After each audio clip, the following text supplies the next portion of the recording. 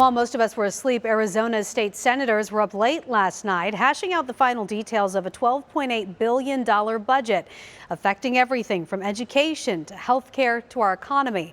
But as ABC 15's Mark Phillips explains, to get Republicans on board, Governor Ducey had to give up what he wanted most, the largest tax cut in state history.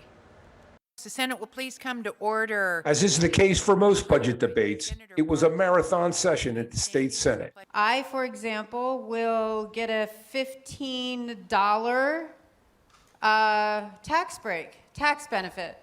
Our assistants will get roughly $3 per year tax break. Democrats fighting a losing battle against the 2.5% flat tax and last-minute amendments by the Republicans. And prohibits a teacher like a 195-page behemoth, which includes punishing educators and school districts if they teach the critical race theory, greatly increases the eligibility for school vouchers, and allows students to return to class without COVID-19 vaccinations or conform to masking requirements. They're going to make our job harder by putting in confusing policies around how we're going to be able to teach. Policies that are so confusing, educators just don't even understand why the legislature would be picking on them like they are. The budget dedicates money to buying back state buildings and paying down the debt.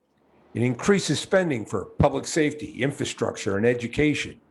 Monies for cities and counties was also increased.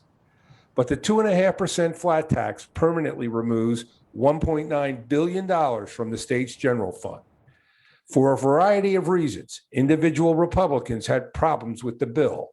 To get it passed, Republican leaders had to do a lot of dealing. Unfortunately, I think we saw the dirty underbelly of politics play out at 2:30 in the morning when you had members pet bills that could not get through the legislative process on their own, get stuck into the budget literally at 2:30 in the morning. Among the amendments tacked on at the end of the night, a series of election bills tied to unfounded claims of voter fraud.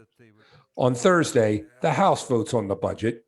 Democrats didn't show up on Tuesday, preferring to read and consider all the amendments Republicans added. It's not going to change the outcome. As of right now, it appears that in order to secure 31 and 16, that the governor and Republican leaders they played into the most extreme members of their caucus to secure their vote. And it looks like this budget will probably pass. And when it does, the governor promises to sign it as soon as it reaches his desk. Mark Phillips, ABC 15, Arizona.